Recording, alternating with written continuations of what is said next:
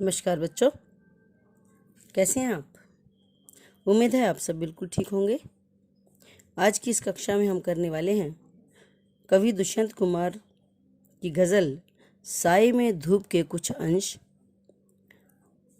लेकिन इससे पहले दुष्यंत कुमार के बारे में कुछ ज़रूरी बातें आपको बता दें। दुष्यंत कुमार का जन्म 1 सितंबर 1933 को उत्तर प्रदेश के बिजनौर जिले में हुआ। इन्होंने स्कूल के समय से ही लिखना शुरू कर दिया था और शुरू में ये परदेसी नाम से लिखा करते थे, यानी नाम बदल कर लिखते थे। नई कविता के कवियों में इनका महत्वपूर्ण स्थान है, क्योंकि नई कविता के कवि यथार्थवादी थे, जो देखते थे, जो महसूस करते थे, वही लिखते थे। तो नई कविता के कवियों में इनका महत्वपूर्ण स्थान था। इन्हें सबसे ज़्यादा प्रसिद्धि मिली है साए में धूप इस गज़ल से, और इस गज़ल के कारण ही इन्हें साहित्यिक जंगल का राजा कह दिया गया। मगर बड़े अफसोस की बात है, नई कविता का ये उभरता सितारा मात्र 42 वर्ष की आयु में ही इस संसार से अलविदा हो गया, यानी इनका देहांत हो गया। साए में धूप कवि जो गज़ल है इनकी, इसमें इन्होंने आज़ादी के बाद देश की परिस्थितियों में कोई परिवर्तन नहीं देखा।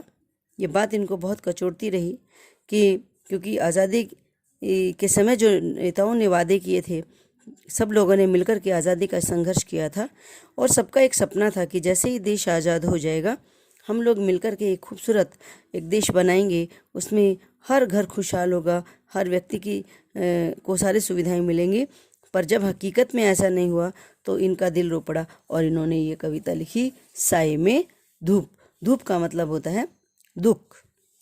अपने ही शासनकाल में, अपने ही लोगों के शासन में भी अगर व्यक्तियों को दुख मिल रहा है तो वाकई ये बड़े अफसोस की बात है। ठीक है, तो चलिए करते हैं। कहते हैं कवि, कहाँ तो तय था चिराग हर शहर के लिए। चिरागा मतलब चिराग, दीपक। आज़ादी से पहले कहाँ तो ये तय किया गया था हर एक घर के लिए चिराग उपलब्ध कराया जाएगा, हर एक घर को खुशियों की रोशनी से वहाँ पर खुशियों की रोशनी लाई जाएगी, हर घर में सुख सुविधाएं होंगी। मगर आज़ादी के बाद जब अपने ही देश की सरकार बन गई, अपने ही लोगों ने शासन संभाला, तब परिस्थितियां ये थी, कहाँ चिराग मयस्सर नहीं शहर के लिए। घर की तो बात छोड़िए, शहर तक के लिए एक चिराग उपलब्ध नहीं हुआ। मयस्सर होना, उपलब्ध होना। शहर तक अंधेरों में डूबे रहे, घर के उजाले की तो बात ही बहुत दूर थी। यानी जो वादा किया था नेताओं ने आज़ादी से पहले लोगों से, राजा बनते ही, सरकार बनते ही, नेता बनते ही, उनके वो वादे झूठे साबित हुए। घर की बात तो दूर, उन्होंने शहरों तक के लिए सुख सुविधाओं का कोई व्यवस्था उनकी नहीं की। आगे कहते हैं, यहाँ दरख्तों के साए में धूप लगती है, चलो यहाँ से चलें और उम्र भर के लिए।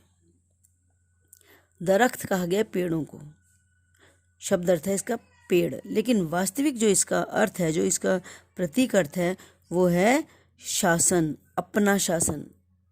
जब अपने ही शासन के साए में, शरण में धूप लगती है, कष्ट होता है, दुख मिलता है।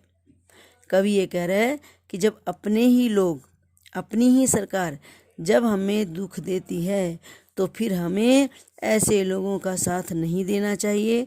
ऐसे लोगों को हमेशा के लिए, उम्र भर के लिए, सदा सर्वदा के लिए छोड़ देना चाहिए, अपने जीवन से बाहर निकाल देना चाहिए। कहना क्या चाहते हैं कवि?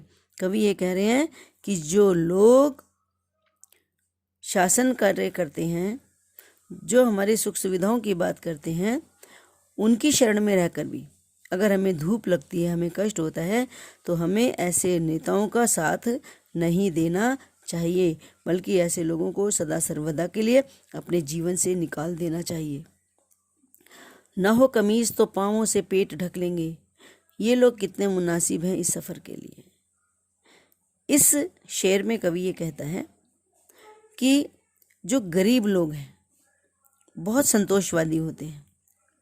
जैसा भी जीवन मिलता है, जो भी मिलता है, दुख सुख जो मिलता है, वो बड़े संतोष के साथ जीवन बिताते हैं। कभी किसी बात के लिए कोई शिकायत नहीं करते हैं। उसी का वर्णन यहाँ कर है, ना हो कमीज तो पाँवों से पेट ढक लेंगे। गरीब आदमी को अगर तन ढकने के लिए कमीज भी ना मिले ना, तो वो पैर मोड़ करके अपने पेट को ढक लेता है। इसका मतलब ये है कि अगर उन्हें सुख सुविधाएं नहीं भी मिलती तो वह गरीबी में भी अपना जीवन जी लेता है, अपने आप को उस परिस्थिति के अनुसार ढाल लेता है। ये लोग कितने मुनासिब हैं। सही मायने में ये जीवन जीने के लिए यही लोग मुनासिब हैं। इस सफ़र के लिए, इस जीवन सफ़र के लिए यही लोग मुनासिब हैं जो कभी किसी बात की शिकायत नहीं करते हैं। आप इसको ऐसे भी कर सकते हो कि नेताओं के जीवन के लिए यही लोग मुनासिब हैं, क्योंकि ये वो चाहे जो कुछ भी करें, ये लोग कभी उनके किसी भी बात का विरोध नहीं करते। तो ऐसे गरीब लोग, ऐसे मजबूर लोग ही ऐसे शासन करने वाले लोगों के जीवन को आगे बढ़ाने वाले, उनके सफ़र के लिए सबसे मुनासिब होते हैं, सबसे सही होते हैं। कवि जैसे लोग तो विरोध करते हैं ना, इसलिए कवि जैसे लोग इनके जीवन के लिए कभी मुनासिब नहीं हो सकते हैं। खुदा न सही आदमी का ख्वाब सही, कोई हंसी नज़ारा तो है नज़र के लिए। कवि ये कहता है, गरीब लोगों की सहायता के लिए, दुखों को दूर करने के लिए ईश्वर भी उनकी सहायता नहीं करता है। इंसान तो दूर की बात है, कोई बात नहीं। अगर ईश्वर भी उनके दुखों को दूर नहीं करता है तो भी वो निराश नहीं होते हैं।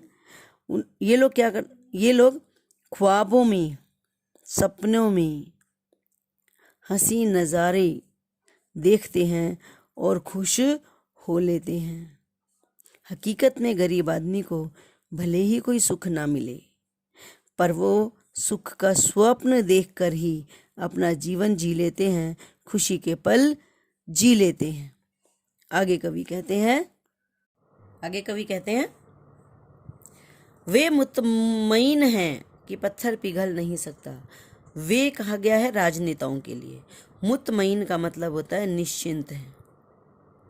राजनेता ये बात सोच करके निश्चिंत हैं।